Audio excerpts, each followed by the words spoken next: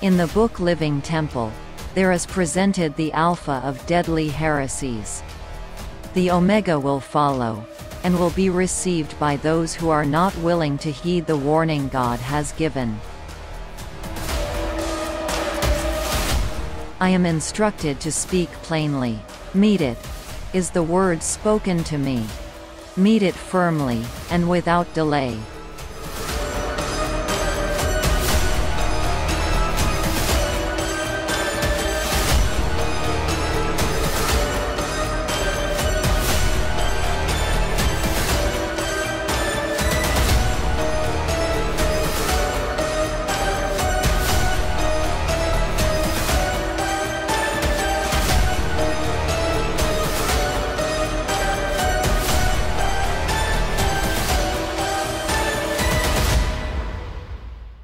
Oke, kita akan lanjut pelajaran kita. The Alpha and Omega Deadly Heresies in Adventism, ya. Kita tahu bahwa heresi ini terdiri dari the presence dengan the personality. Jadi kita sekarang akan bahas tentang the presence of God. Di Mazmur 139 dikatakan bahwa the presence adalah the spirit. Artinya, kehadiran Bapa sebenarnya adalah kehadiran rohnya. Karena kita tahu Bapa di surga. Waktu Tuhan Yesus berdoa, katanya Bapa di surga. Jadi walaupun Bapa di surga, tapi Bapa hadir melalui rohnya di mana-mana. Mazmur 51 ayat 11 dikatakan bahwa Roh Kudus, the Holy Spirit, adalah the presence. Jadi kehadiran Bapa itu adalah melalui rohnya. Sementara Bapa di surga. Oke. Kita baca di Review and Herald September 4. Dikatakan di sini bahwa lo sama dengan Matius 28, aku bersamamu selalu, dan dia bekerja as if seakan-akan dalam kehadirannya Yesus, ya. Jadi walaupun Roh Kudus itu adalah rohnya Kristus yang bekerja di dalam murid-muridnya, tapi itu sama dengan Tuhan Yesus yang hadir walaupun Tuhan Yesus berada di surga. Karena ini adalah rohnya Kristus, jadi itu sama dengan Kristus berada dengan murid-muridnya, walaupun Kristus berada di surga, karena Kristus hadir melalui rohnya. Dan kita bisa lihat bahwa kehadirannya itu adalah kehadiran keilahiannya melalui rohnya, kan? Kehadiran keilahiannya, karena kita tahu bahwa Tuhan Yesus dia punya tubuh, ya. Tubuhnya Tuhan Yesus itu adalah kehadiran tubuhnya itu berada di surga, sementara dan kemanusiaannya Tuhan Yesus itu berada di surga. Dan rohnya itu bebas dari kemanusiaannya. Sehingga kehadiran Tuhan Yesus punya roh yang adalah ilahi bersama dengan murid-muridnya. Sementara kehadiran Tuhan Yesus dalam oknum kemanusiaannya berada di surga. Kita lihat di Signs of the Times, Roh Kudus adalah Roh Kudus yang adalah the Holy One berdiam di dalam hati murid-murid. Kita tahu Tuhan Yesus enggak berdiam dalam hati mereka secara oknumnya, kan? Tetapi Roh Kudusnya Kristus itu berdiam di dalam hati mereka dan menuntun mereka punya tindak tanduk. Dan itu adalah kehadiran keilahiannya yang berada dalam mereka. Kehadiran kekudusannya adalah kehadiran kuasanya dengan semua kuasa bekerjanya Bapa dalam mereka. Okay?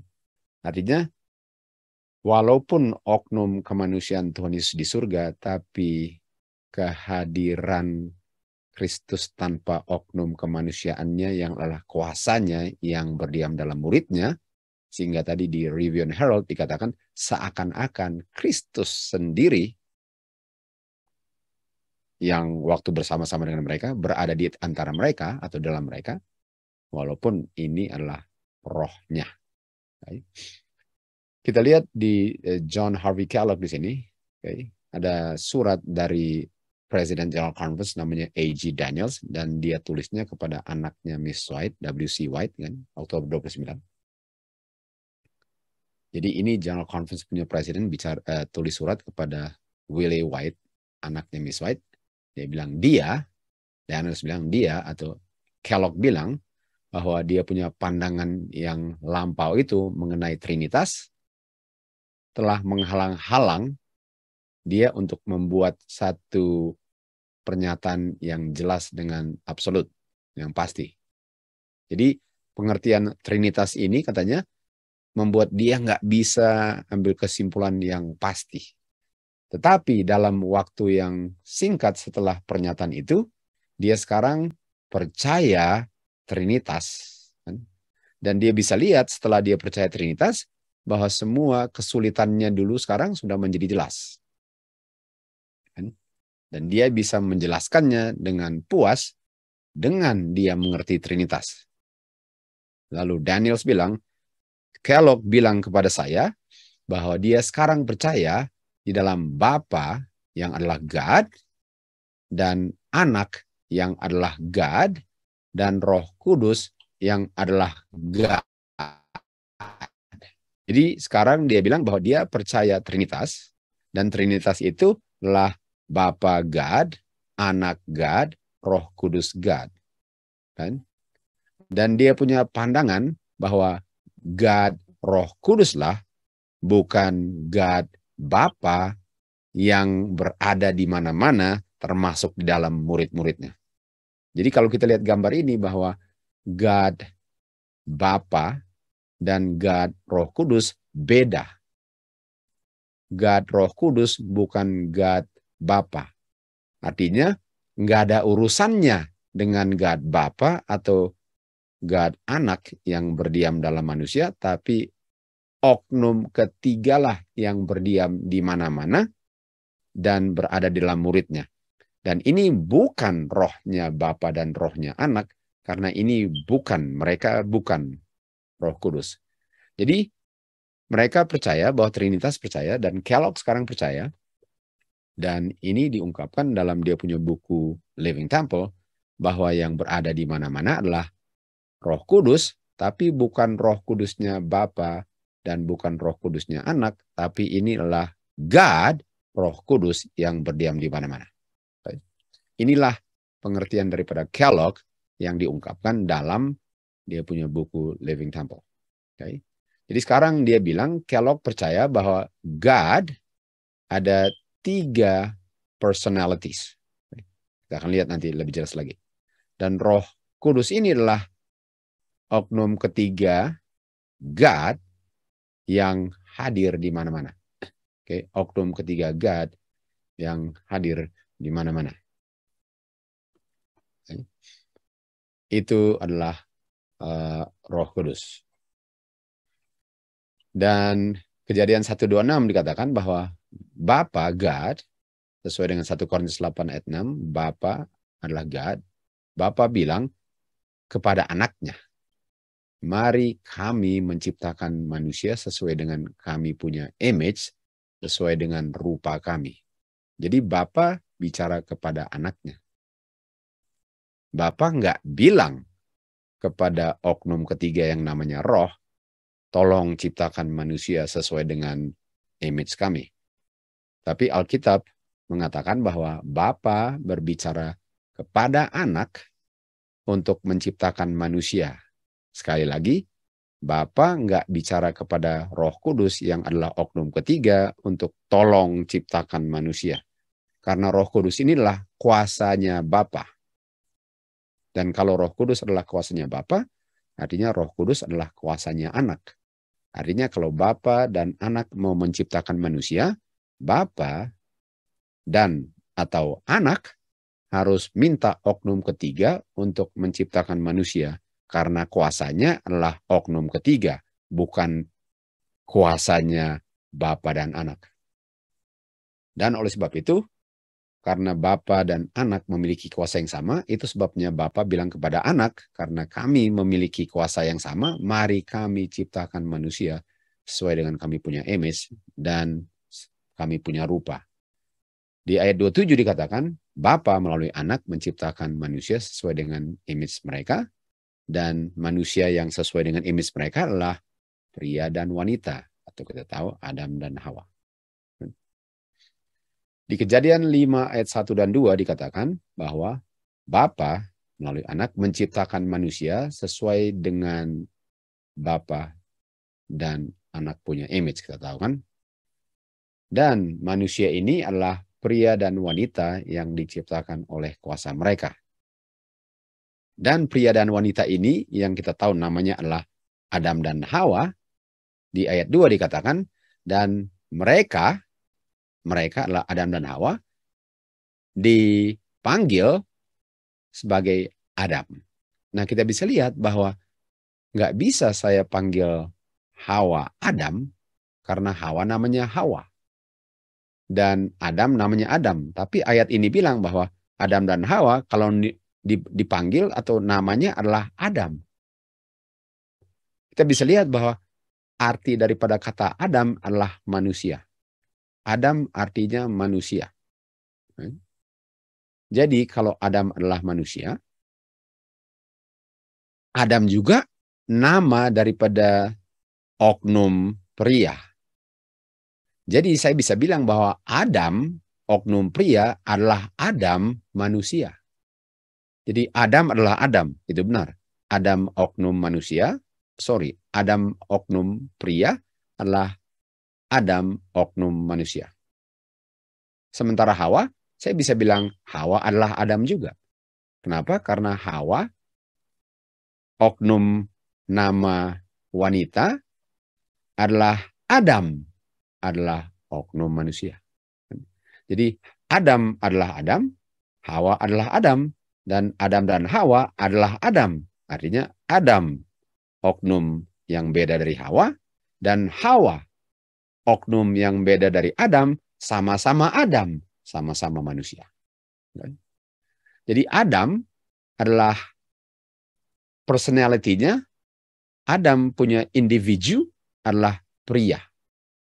Tapi Adam punya nature adalah manusia. Jadi Adam yang pria personality-nya adalah Adam yang nature-nya Adam. Sementara Hawa yang wanita personality-nya adalah Adam human nature-nya. Adam bukan Hawa personality-nya, atau Hawa bukan Adam personality-nya, tapi Hawa adalah Adam nature-nya. Demikian juga Adam bukan Hawa personality-nya, Adam adalah Hawa human nature-nya. Atau Hawa adalah Adam human nature-nya. Oke? Jadi kita bisa lihat bahwa kita harus tahu apa arti personality yang dimaksudkan Nyonya White waktu dia tulis kata personality. Apa arti daripada personality? Kita harus tanya, penulis ini waktu menggunakan kata tertentu yang dia maksudkan apa? Karena ada satu kata yang artinya berbeda. Satu kata yang artinya berbeda, kita akan lihat bahwa personality bisa ada dua artinya, dan Mrs. White kalau menggunakan kata ini, maksud yang mana yang dia maksudkan waktu dia menggunakan kata itu. Jadi kita lihat kata essence di sini ya. Kata essence. Nah, kata essence kita baca dulu apa artinya essence, dan kita lihat dia punya sinonim atau persamaan. Essence, essence di sini adalah the basic, real, invariable nature of things, of a thing, or its significant individual feature of features. Artinya, essence itu adalah dia punya karakteristik lah ya, karakteristik. Atau essence juga bisa menjadi bahan baku daripada sesuatu.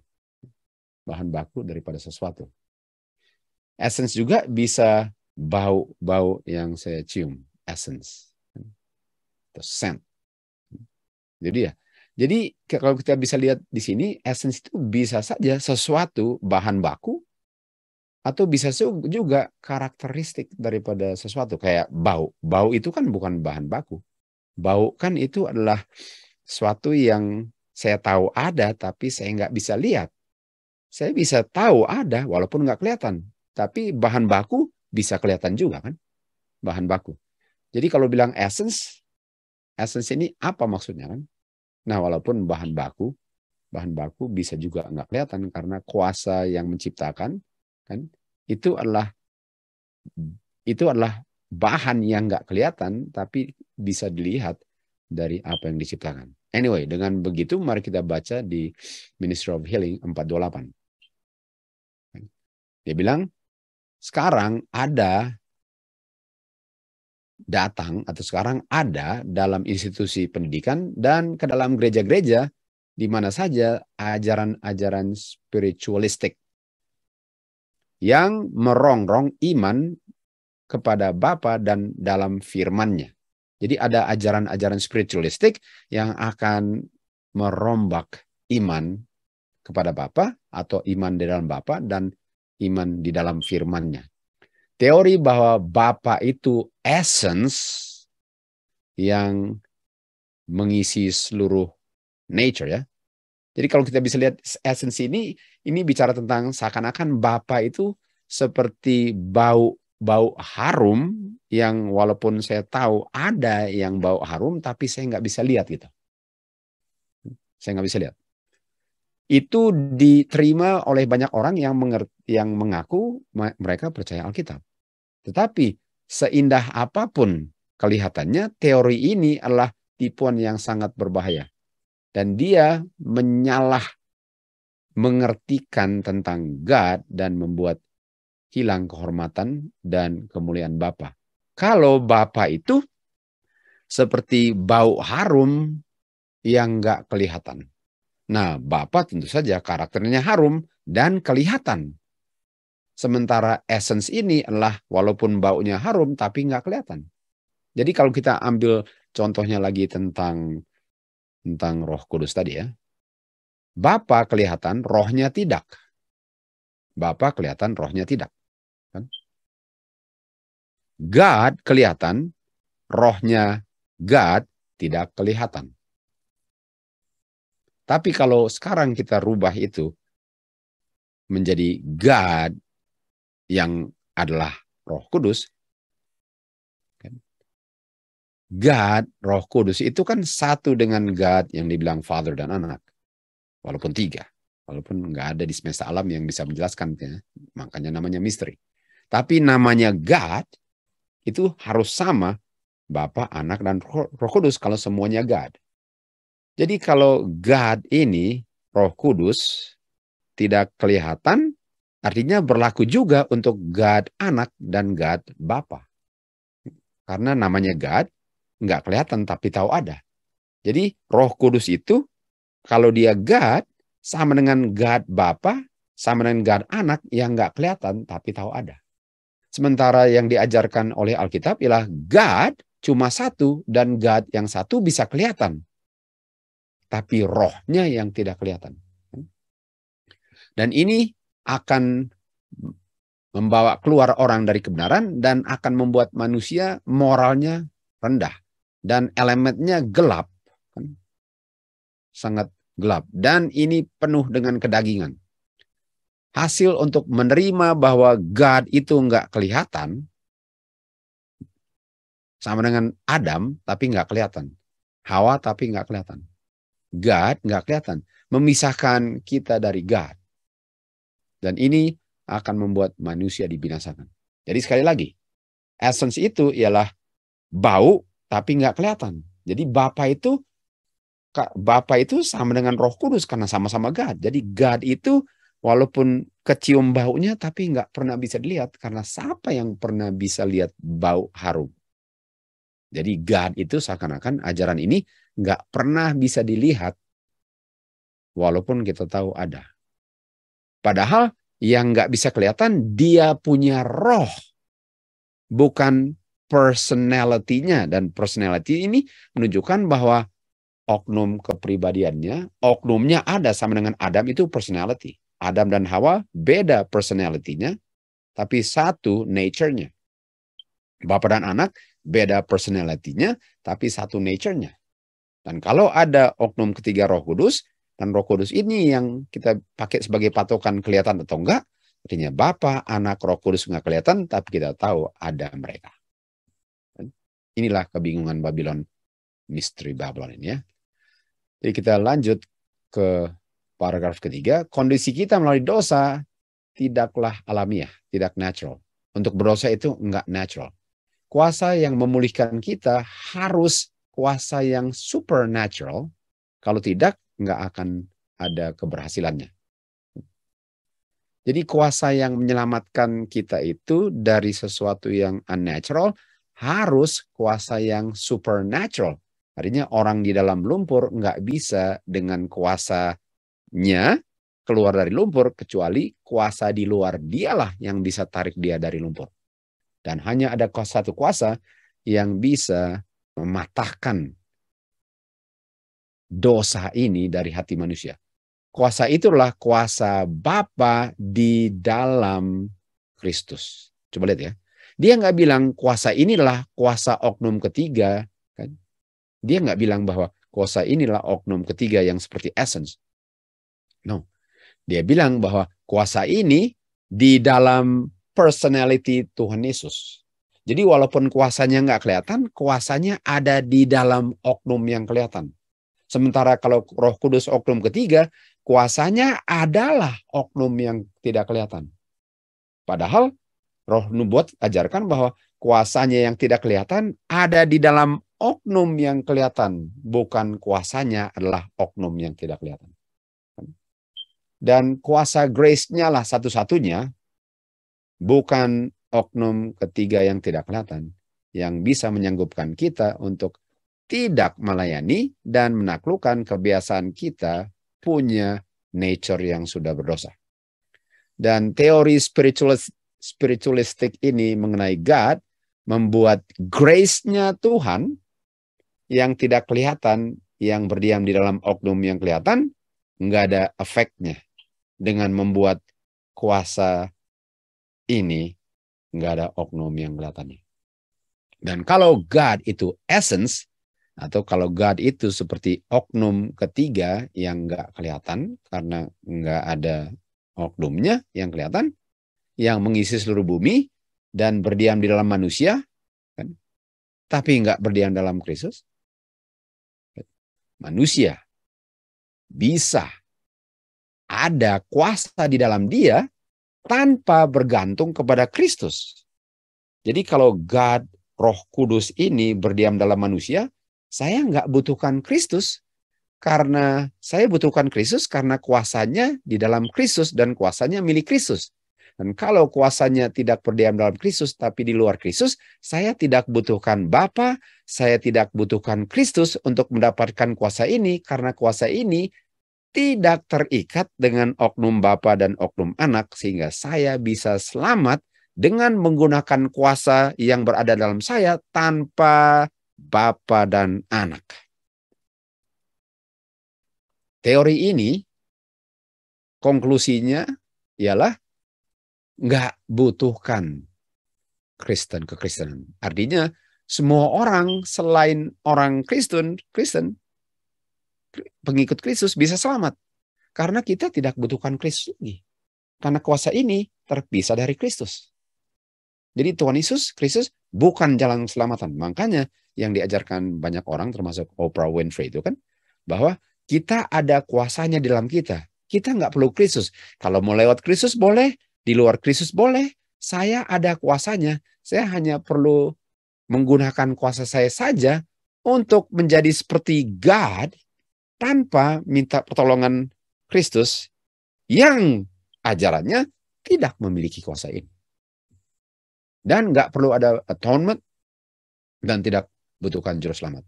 Teori ini mengenai God dan firman-Nya nggak ada gunanya. Untuk apa belajar firman Tuhan? Kalau firman Tuhan, untuk apa belajar firman-Nya Tuhan Untuk apa dengar firman-Nya Kristus kalau saya tanpa dengar pun sudah memiliki kuasa itu dalam saya untuk saya mau menjadi apa. Dan untuk menerima ini ialah untuk mendapatkan dirinya dalam bahaya, untuk melihat bahwa Alkitab semua itu adalah dongeng. Mereka bisa bilang bahwa kita memang butuhkan kebaikan lebih daripada kejahatan. Okay? Jadi kita perlu baik lebih dari jahat. Mereka bilang betul. Baik lebih baik dari jahat. Tetapi dengan kita singkirkan Bapa dalam posisi sebenarnya, sekarang mereka untuk berbuat baik, mereka tidak bergantung kepada Bapa, tapi bergantung kepada kuasa manusia, karena kuasa itu dalam manusia tanpa God yang kita tahu nggak ada gunanya.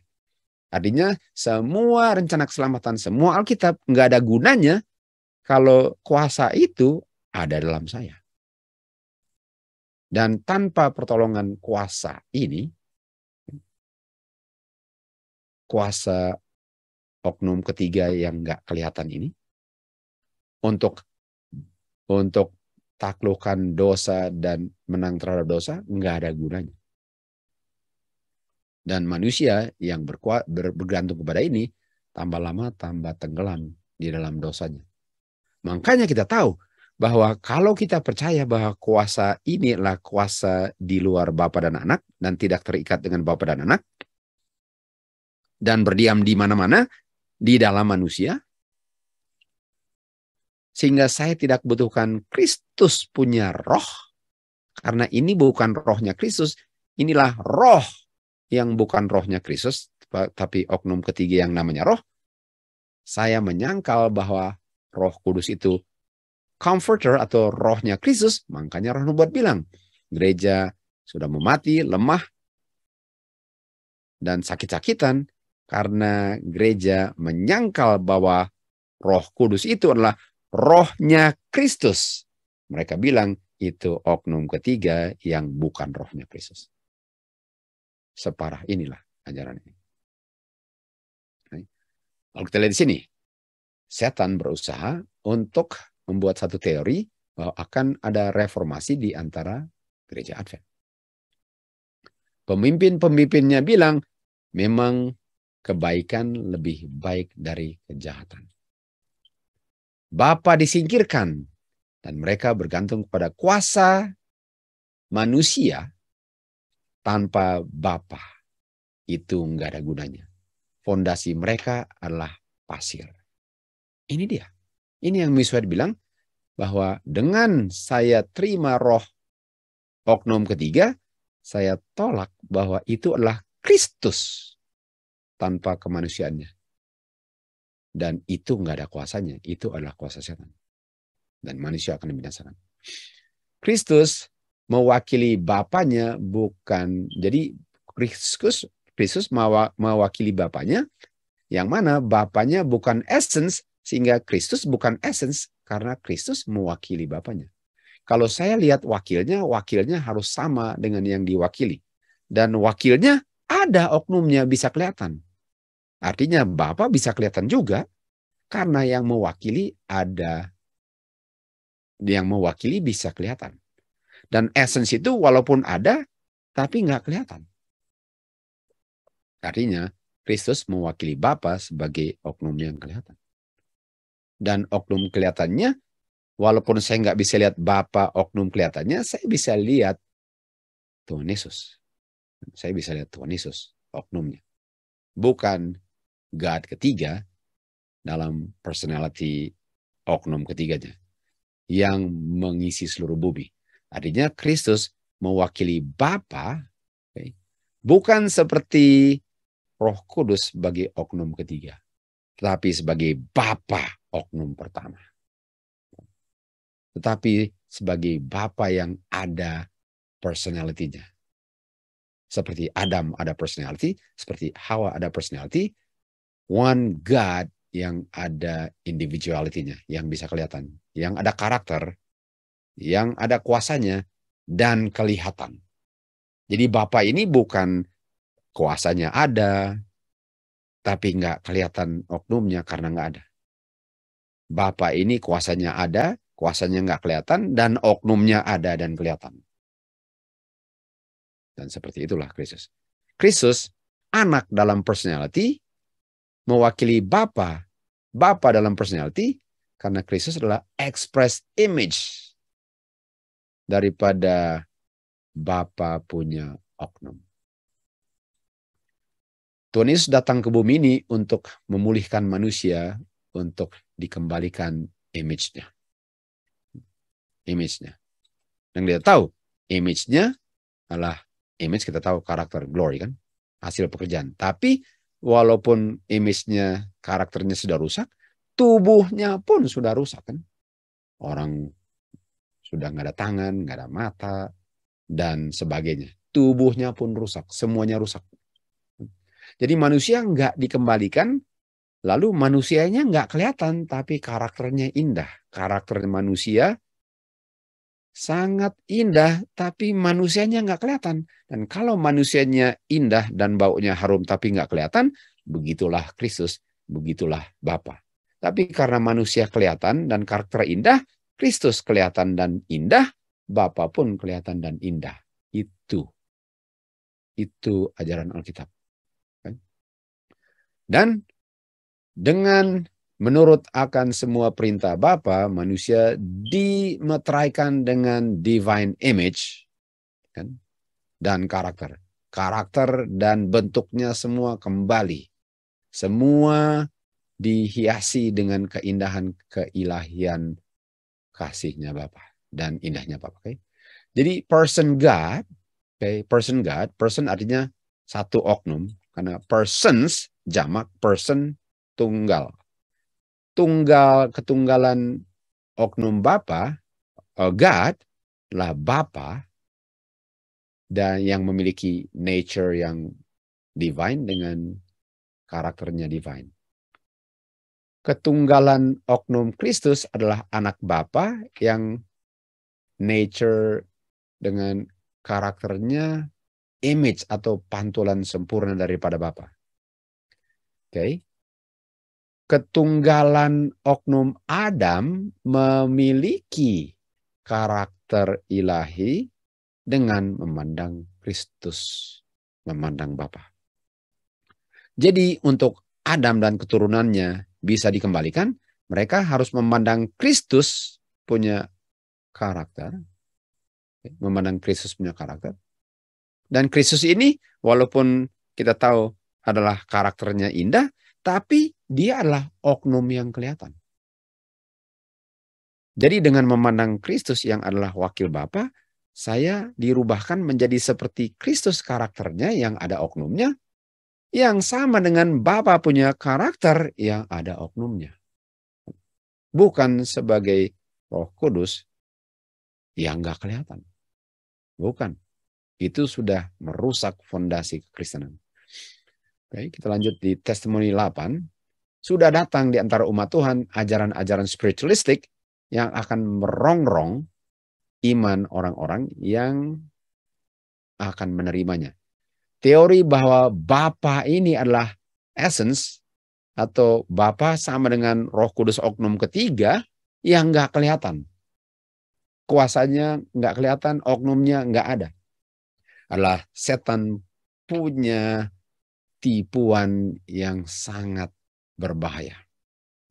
Bahwa Bapa itu, jadi kalau mau ngerti Bapa, mengerti Roh Kudus. Karena Roh Kudus adalah God, kalau mengerti God, mengerti Roh Kudus. God the Son, God the Father. Kalau mau mengerti God the Son dengan God the Father, mengerti Roh Kudus. Kelihatan nggak Roh Kudus? Enggak. Artinya Bapa dan Anak nggak kelihatan. Dan Roh Kudus bukan mereka. Artinya Bapa dan Anak, walaupun God, nggak ada kuasa. Karena kuasanya oknum ketiga. Yang nggak kelihatan. Sebagaimana. Jadi Bapa nggak kelihatan, nggak ada kuasa. Anak nggak kelihatan, nggak ada kuasa. Roh Kudus nggak kelihatan, itulah kuasa. Yang bukan milik Bapa dan Anak, tapi milik ini Roh Kudus. God. Apakah itu sangat mematikan? Lalu kita lihat lagi Daniels ke Willie White, dia bilang sekarang dia percaya God the Father, God the Son, God the Holy Ghost. Trinitas. Dan dia bilang bahwa God the Holy Ghost, yang ketiga ini, bukan God the Father, bukan yang pertama, yang mengisi seluruh semesta alam, yang pervaded all nature. Artinya, God the Holy Ghost itu ada di mana-mana, di batu, di kucing, di manusia, di pohon. Itu kuasa yang ada dalam kita, sehingga saya nggak butuhkan Bapa dan Anak, karena itu sudah dalam saya. Saya tidak butuhkan Kristus. Saya nggak perlu belajar firman Tuhan. Saya sudah ada kuasa dahsyat itu. Sementara manuskrip rilis 14 dikatakan Roh Kudus adalah dirinya sendiri tanpa kemanusiaannya, tanpa personality, tanpa oknum kemanusiaannya. Roh Kudus adalah Kristus, bukan oknum selain Kristus yang nggak kelihatan. Kan? Jadi Roh Kudus adalah Tuhan Yesus sendiri, tapi nggak ada oknum kemanusiaannya dan terpisah daripada oknum kemanusiaannya. Tuhan Yesus, oknum Tuhan Yesus, mewakili dirinya sendiri untuk berada di mana-mana, pervaded nature, melalui rohnya dia. Rohnya Kristus. Artinya rohnya Kristus itu yang tidak kelihatan, yang mewakili oknum Kristus yang kelihatan. Bukan oknum ketiga yang tidak kelihatan, yang berada dalam muridnya, yang bukan dan gak ada urusan dengan oknum Kristusnya. Sudah bisa lihat. Dan dikatakan bahwa Roh Kudus ini, Miswet tambahkan di sini, nggak kelihatan. Jadi kuasanya Kristus yang nggak kelihatan, pemiliknya adalah Kristus oknum yang kelihatan. Jadi oknum yang kelihatan, dia pemilik daripada kuasa yang tidak kelihatan. Sementara Trinitas mengajarkan bahwa Kristus, oknum yang tidak kelihatan, beda dan nggak ada urusan dengan Roh Kudus, oknum kelihatan, yang tidak kelihatan. Dan kuasanya itu bukan kuasanya Kristus, oknum yang tidak kelihatan, tapi itu adalah kuasanya Roh Kudus, oknum tidak kelihatan. Sehingga saya nggak perlu Kristus dan Bapa sama sekali untuk ada kuasa ini, untuk menyelamatkan diri. Tuhan Yesus katakan di Yohanes 3:8, angin walaupun nggak kelihatan, kamu bisa lihat hasil pekerjaannya. Demikian juga roh nggak kelihatan. Angin didengar meniup ranting-ranting daripada pohon dan membuat bunyi-bunyi daun-daun dan bunga-bunga. Namun tidak kelihatan. Tidak ada yang tahu datang atau perginya kemana kecuali melihat hasilnya. Demikian juga pekerjaan Roh Kudus di dalam hati manusia. Hanya bisa dijelaskan dengan gerakan angin. Seorang nggak bisa tahu kapan persis terjadi perubahan dalam hidupnya. Dia nggak bisa, dia nggak tahu persis kapan terjadi perubahan dalam hidupnya. Tapi ini bukan bukti bahwa dia tidak ada perubahan dalam hidupnya. Dengan kuasa yang tidak kelihatan seperti angin, Kristus, lihat, Kristus bekerja selalu dalam hatinya. Dia nggak bilang oknum ketiga bekerja selalu dalam hatinya. Jadi waktu dia bilang, walaupun Roh Kudus nggak kelihatan, lalu misalnya bilang, Kristus selalu bekerja. Nah, kalau Roh Kudus adalah oknum ketiga, walaupun nggak kelihatan, dia bekerja, bukan Kristus. Sementara misalnya bilang, memang Roh Kudus nggak kelihatan, lalu dia bilang apa? Kristus selalu bekerja. Jadi Kristus punya roh yang bekerja. Walaupun oknumnya, walaupun nggak kelihatan, tapi pemilik kuasa itu kelihatan. Kristus bekerja melalui rohnya yang tidak kelihatan. Kristus yang kelihatan bekerja melalui rohnya yang tidak kelihatan. Kan? Jadi di saat Roh Kudus bekerja hari demi hari, bulan demi bulan, tahun demi tahun, orang itu nggak sadar bahwa Roh Kristus sedang bekerja dalam hidupnya. Tiba-tiba, di saat dia dengar panggilan untuk bertobat, atau di saat tertentu, di saat Roh Kudus bergerak untuk bilang, apakah kamu mau bertobat? Apakah kamu mau tinggalkan kebiasaan itu? Jiwa ini dengan senang hati menyerahkan dirinya kepada Kristus, karena rohnya Kristus selama ini bekerja di dalam hatinya, walaupun dia nggak tahu. Mungkin sudah bertahun-tahun. Jadi dikatakan di sini, di saat roh bekerja, jiwanya menyerahkan dirinya kepada Roh Kudus? Tidak. Jiwanya menyerahkan dirinya kepada Kristus karena roh Kristus yang bekerja. Kalau ini adalah roh oknum ketiga, jiwanya menyerahkan dirinya kepada Roh Kudus, bukan kepada Kristus. Jadi Miss White mengerti apa yang dia tulis karena dia bilang orang itu bertobat kepada Kristus, bukan kepada oknum ketiga, karena ini adalah rohnya daripada oknum ketiga. Karena ini adalah rohnya daripada Kristus, yang adalah oknum kedua dan hanya 2 oknum. Okay. Alasannya kenapa gereja lemah, sakit-sakitan, dan siap untuk mati adalah karena setan sudah berhasil untuk membuat bahwa Roh Kudus itu bukan rohnya Kristus, tetapi oknum selain Kristus. Itu sebabnya gereja-gereja lemah, sakit-sakitan, dan siap untuk mati. Setiap jiwa harus ada kesadaran bahwa Kristus adalah dia punya juru selamat pribadi. Bisa lihat kan? Kristus, dia nggak bilang bahwa Roh Kudus oknum ketiga juru selamatnya. Enggak. Bahwa Kristus adalah juru selamat pribadinya. Setan telah berhasil dengan sukses melalui cara untuk berdiri di antara Kristus dan rohnya, dan sekarang rohnya dipisahkan dari juru selamat, sehingga juru selamat saya berada dalam diri saya, bukan Kristus lagi. Setan telah berhasil dengan introduce ini doktrin. Kemerosotan, kekeringan spiritual manusia ini tidak disebabkan karena kegagalan di bagian Kristus untuk melakukan semua yang dia bisa lakukan untuk gerejanya. Bapa kami di surga mencurahkan seluruh isi surga dalam satu pemberiannya yang dapat menolong gereja untuk tidak sakit dan siap mati. Dan Roh Nubuat nggak bilang curahan surga itu adalah oknum ketiga. Bukan. Di mana umat Tuhan sedang sakit rohani, Bapa menolong sakit rohaninya dengan mencurahkan seluruh surga dalam satu pemberian. Dan pemberiannya bukan oknum ketiga, tapi pemberiannya adalah kuasanya yang berada di dalam anaknya. Sudah bisa lihat bahwa Miss White anti Trinitas. Sangat anti. Karena kalau oknum ketiga adalah kuasanya, Bapa memberikan semuanya dalam memberikan oknum ketiga. Bukan. Bapa memberikan Roh Kudusnya di dalam anaknya. Bukan Bapa memberikan kepada manusia oknum ketiga yang nggak ada urusan dengan Bapa dan anak.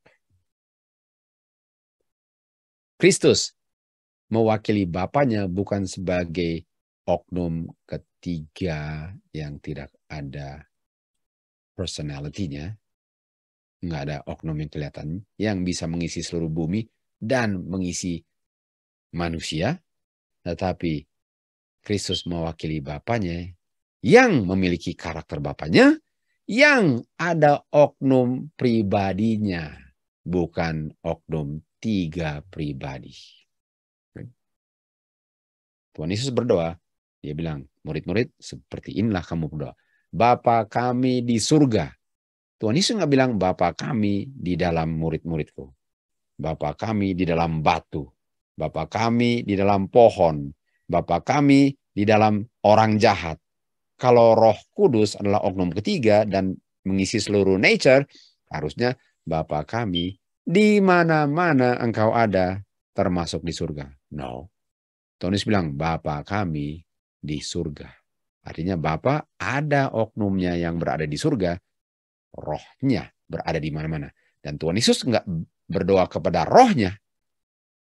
Tuhan Yesus nggak berdoa kepada rohnya Bapa yang berada di mana-mana. Tuhan Yesus berdoa kepada personality-nya, kepada oknumnya yang berada di surga, yang rohnya di mana-mana. Ada pandangan alamnya Bapa yang kita kenal sebagai panteism. Panteism ini terdiri dari dua kata, pan dengan theos. Pan artinya segala-galanya. Theos artinya God. Pantheism artinya God itu segala-galanya. Artinya pohon itu God. Kamu itu God. Batu itu God. Babi itu God. Itu pantheism. Artinya semua itu kudus. Saya kudus. Dan saya bisa menggunakan kuasa God saya karena ada God dalam saya, sehingga saya tidak butuhkan siapa-siapa. Saya bisa ke surga dengan gunakan kuasa saya. Saya tidak butuhkan God di surga. Saya tidak butuhkan anaknya. Saya hanya gunakan saja kuasa di dalam saya. Kuasa God dalam saya. Itu pantheism. Dan itu apa bedanya dengan Trinitas? Enggak ada. Pantheism mengajarkan bahwa semua yang ada adalah bagian daripada satu kenyataan.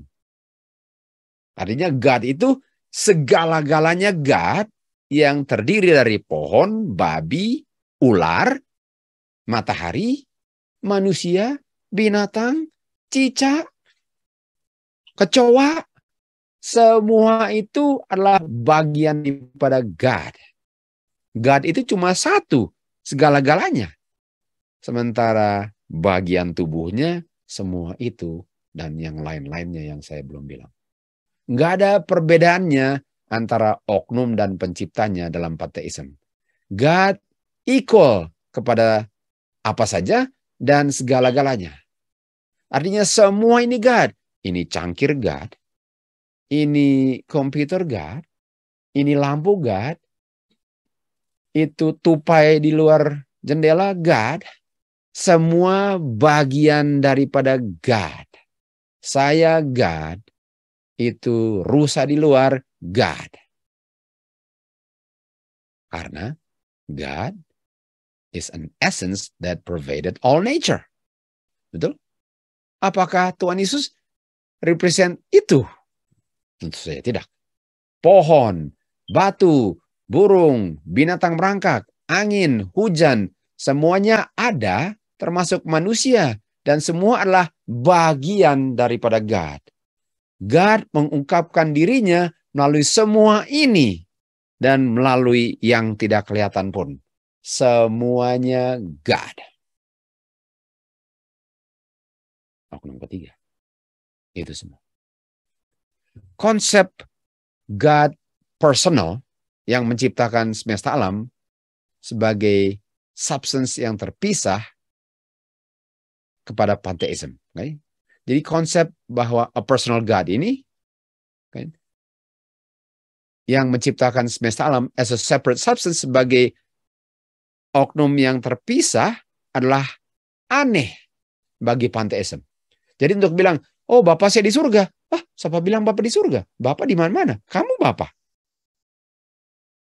Kamu Bapak karena Roh Kudus Bapak. God maksudnya. Kamu God karena Roh Kudus God. Artinya kamu God. Mau bilang Bapak boleh. Mau bilang anak boleh. Mau bilang Roh Kudus boleh. Kamu itu semua.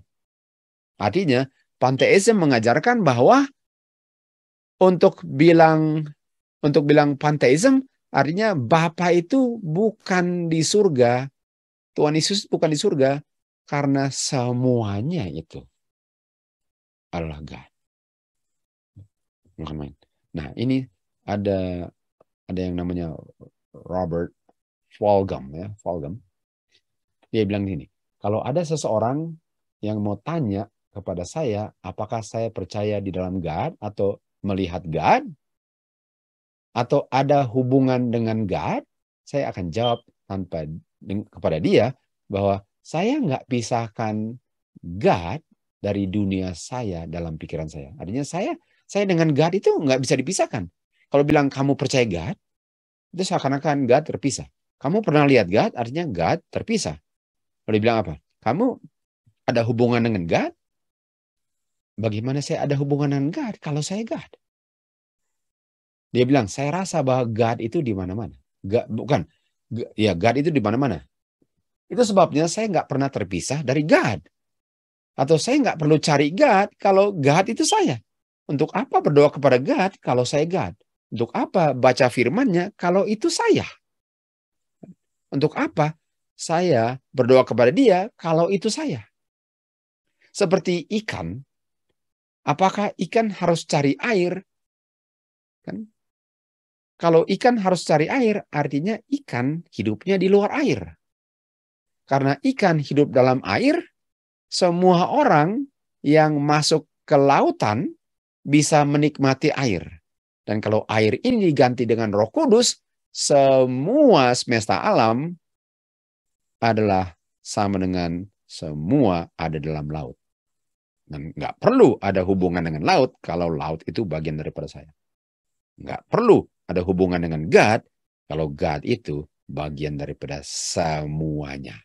Panteism adalah saudaranya Trinitas. Roma 1:20. Semua yang tidak kelihatan daripada Bapa, kita bisa lihat melalui semua yang diciptakan oleh Bapa. Yang adalah kuasanya daripada kuasa ilahinya.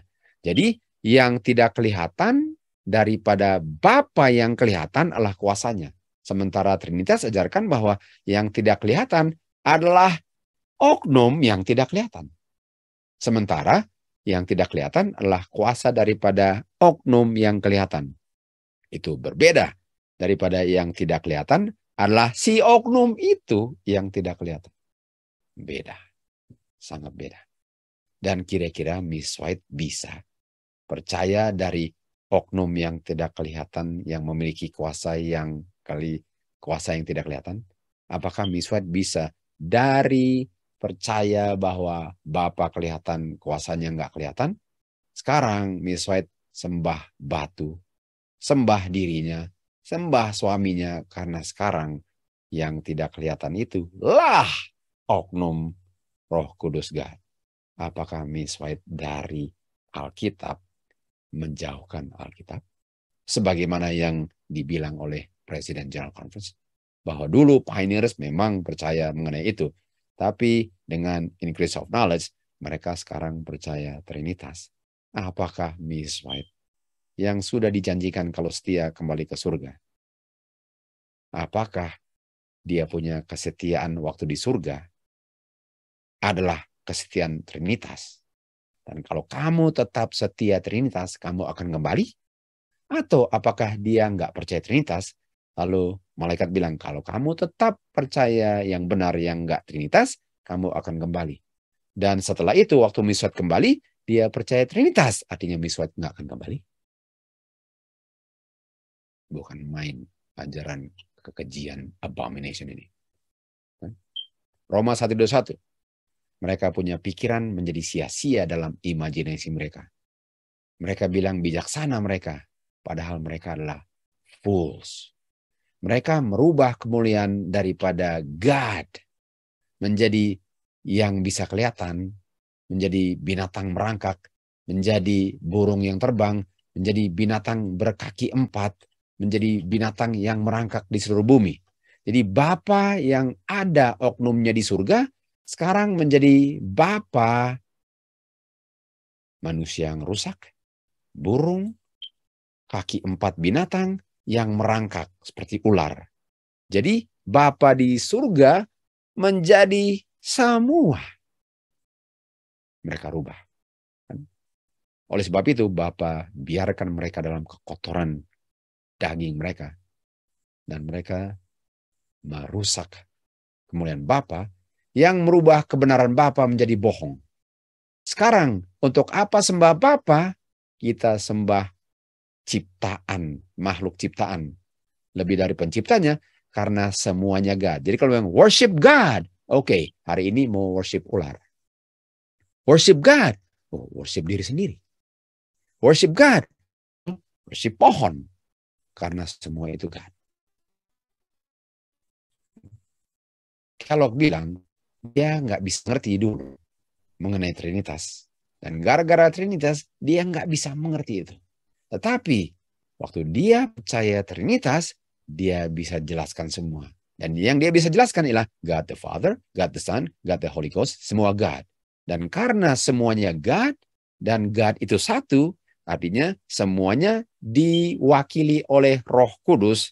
Dan Roh Kudus itu menggambarkan semuanya. Roh Kudus adalah kuasanya yang tidak kelihatan, yang mengisi segala-galanya. Sehingga God the Father, God the Son, God the Holy Ghost, yang nggak kelihatan adalah segala-galanya. Di dalam segala-galanya. Inilah ajaran panteisme yang disodorkan dan diajarkan oleh John Harvey Kellogg. Alam bukan God. Alam nggak pernah adalah God. Sementara panteisme bilang apa? Alam itu God. God ada dalam alam, kuasanya God. God ada dalam alam. Suara alam memberi saksi tentang adanya God. Tapi nature alam itu bukan God. Sudah bisa lihat Miss White tulis ini bahwa panteisme sangat bertentangan dengan firman Tuhan. Waktu dibilang nature itu bukan God, tapi nature itu memberi saksi tentang God. Nature hanya memberikan saksi akan kuasa Bapa dalam hal penciptaannya yang dia kerjakan itu. Ada God yang personal. Ada God yang beroknum di surga, itu Bapa. Ada oknum personal namanya Kristus. Sekarang di surga. Dan nature memberi saksi kepada oknum Bapa dan oknum anak melalui yang diciptakan oleh kuasa oknum Bapa dan kuasa oknum anak. Tetapi nature itu bukan God dan anaknya. Itu adalah saksi kepada kuasa daripada oknum anak dan Bapa. Pencipta dengan pekerjaannya di luar kemampuan manusia untuk bisa mengerti sepenuhnya. Karena mereka tidak bisa menjelaskan hukum alam, sejarah Alkitab sekarang dibilang enggak masuk akal. Jadi mereka bilang, masa dalam 6 hari bisa ciptakan? Bagaimana itu? Wal itu mereka nggak bisa mengerti karena mereka nggak bisa mengerti bahwa oknum Bapa dan anak punya kuasa lebih dari kemampuan sel otak mereka untuk mengerti. Mereka yang meragukan benarnya catatan Alkitab Perjanjian Lama dan Baru akan melangkah lebih jauh dan sekarang meragukan bahwa ada God. Dan waktu mereka lepaskan mereka punya jangkar, mereka akan jatuh di batu karang ketidaksetiaan mereka. Musa menulis di bawah tuntunan Roh Bapa. Dan catatan geologinya nggak pernah bilang sesuatu yang bertentangan dengan pernyataannya. Artinya semua teori geologi dunia nggak pernah bertentangan dengan apa yang ditulis Musa. Jadi nggak bisa waktu saya lihat nature, saya bilang ini nggak sesuai dengan firman Tuhan. Karena semua nature memberi saksi akan kuasa Tuhan. Nggak pernah waktu saya lihat sesuatu di bumi, saya bilang, mana bisa ini dengan kuasa Tuhan? Inilah pengungkapan kuasa Tuhan. Dan dikatakan di sini, ide bahwa banyak orang tersandung di mana Bapa tidak menciptakan bahannya waktu dia ciptakan bumi ini. Ini kan? Artinya ada yang bilang bahwa waktu Tuhan Yesus menggunakan kuasa Bapa dalam dia menciptakan bumi, dia harus menggunakan bahan yang sudah ada yang dia tidak ciptakan untuk bentuk bumi. Sementara itu salah. Bahan yang menjadi bumi pun diciptakannya. Nggak ada yang tidak diciptakan Tuhan. Bahan pun yang ada yang tidak berbentuk sekalipun, itu pun diciptakan lalu dengan bahan yang diciptakan itu, dibentuklah bumi ini. Sama dengan Adam. Adam dibentuk dari bahan yang ada. Bumi ini dibentuk dari bahan yang ada. Dan bahan yang ada diciptakan oleh kuasa Bapa dan Anak. Pelajaran yang sangat sulit dan sangat merendahkan diri manusia, ya, ialah di mana manusia harus belajar kalau dia itu ada karena kuasa Bapa. Dalam dia punya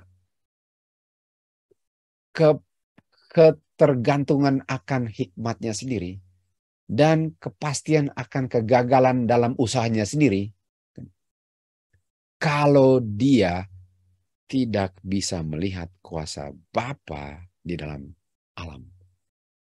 Kalau dia bilang bahwa kuasa di alam itu adalah God, sehingga dia bisa bergantung kepada dirinya sendiri, itu sebabnya dia selalu gagal. Karena dia selalu bergantung kepada kuasanya yang dia bilang bukan kuasa Bapa, padahal itu kuasa Bapa, sehingga dia menyangkal bahwa Bapa punya kuasa sanggup menolong dia, karena dia pikir bahwa kuasanya itu dia punya.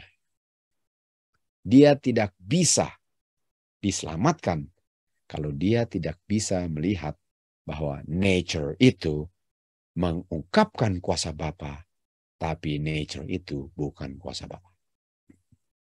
Walaupun di nature ada kuasa Bapa yang bukan oknum ketiga.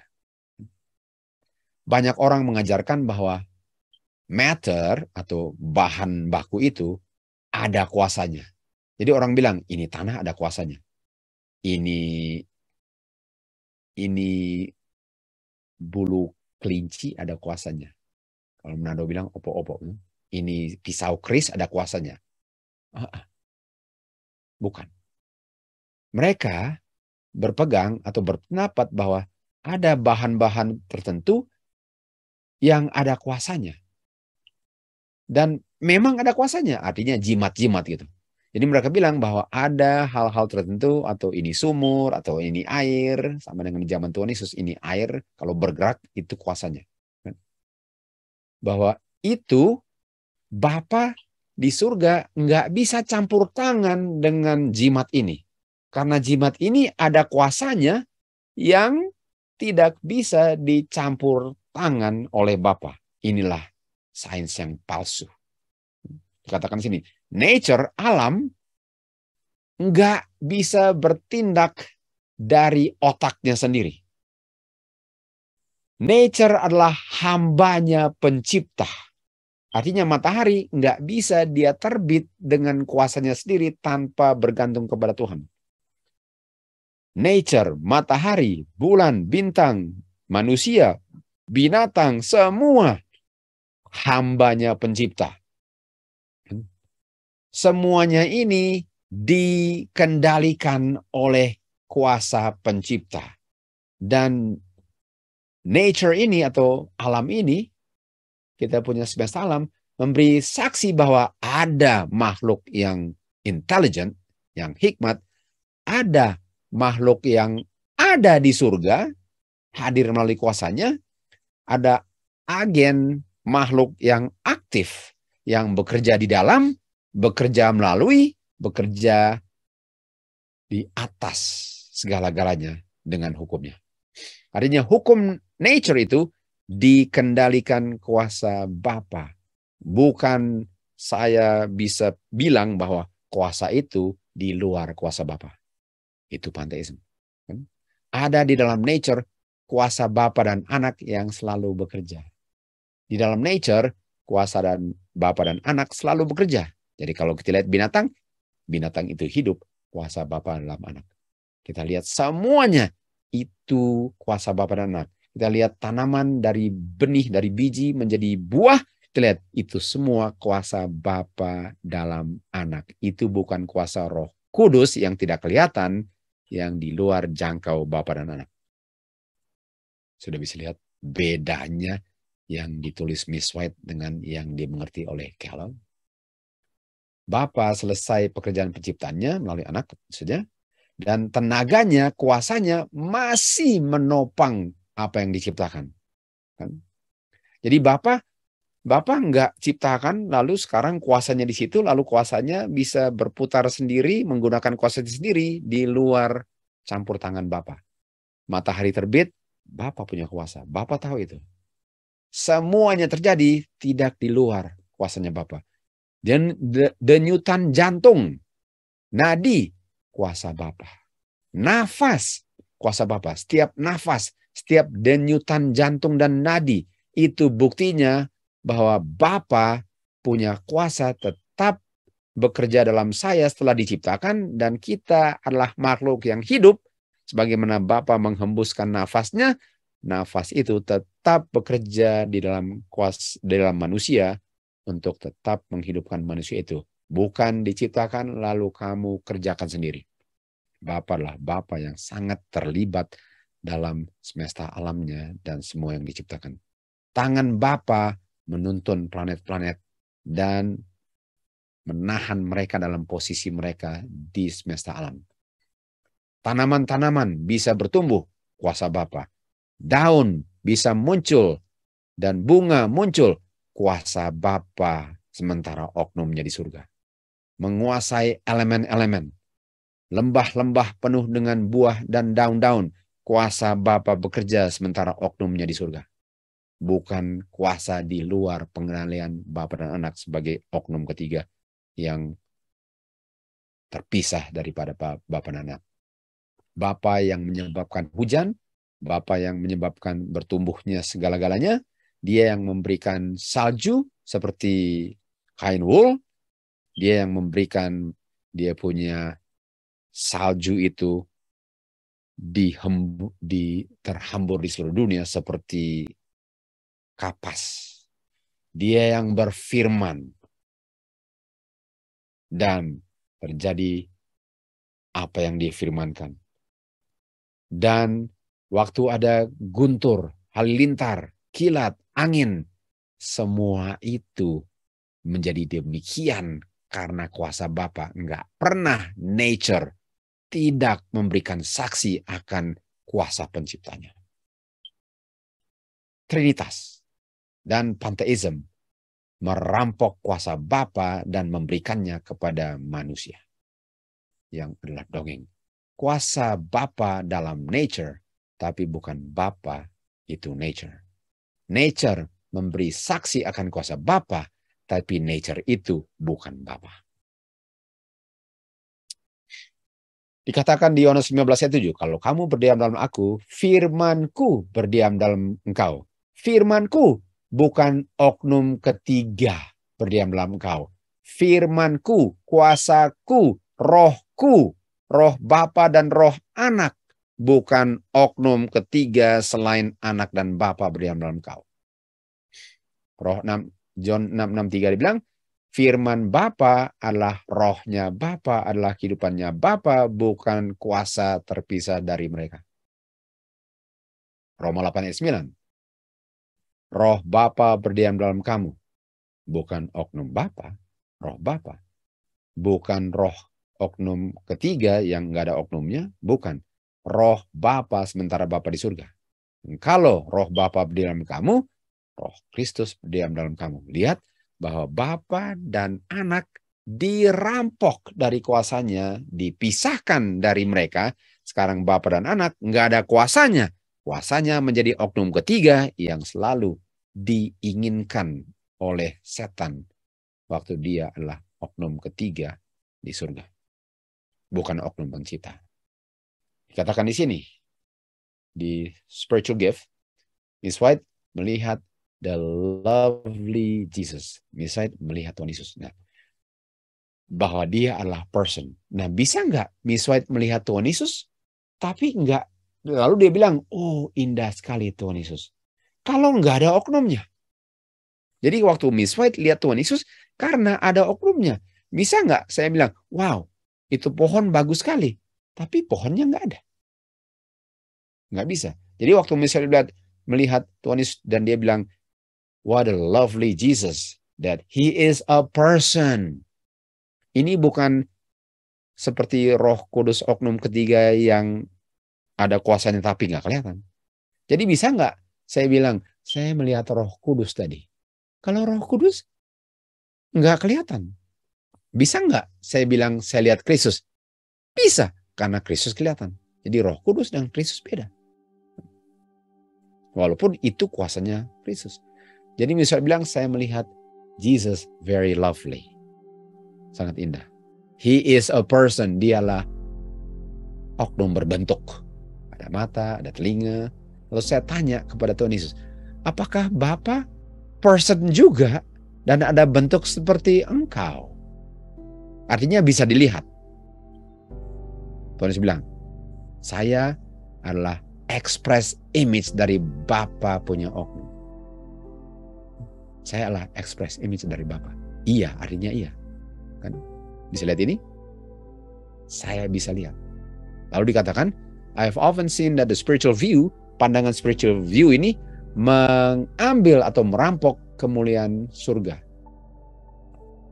Dan di dalam banyak pikiran, tahta Daud dan Tuhan Yesus itu, tahta Daud, the throne of David, and the lovely person of Jesus. Jadi Tuhan Yesus sebagai oknum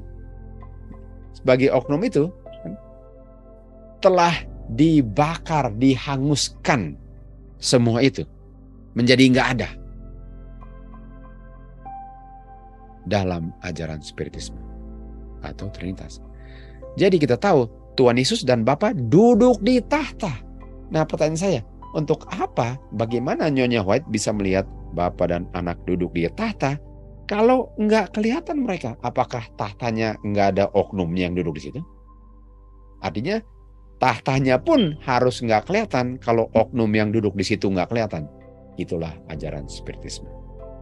Itu the presence of God. The presence of God, Bapa dan Anak yang kelihatan hadir melalui kuasanya, mainnya di mana-mana. Bukan oknum ketiga yang namanya Roh Kudus, yang adalah God, artinya God the Father, God the Son, God Roh Kudus, yang tiga tapi satu. Kalau nggak bisa jelaskan, jangan heran, karena memang nggak bisa jelaskan. Itulah yang berada di mana-mana. Bukan. Inilah bagian pelajaran kedua kita untuk menunjukkan the presence of God. Semoga kita bisa mengerti. Jangan kita tidak take heed, karena heresi ini sedang kental digenapi sebagai omega of the heresy sebelum Tuhan Yesus datang.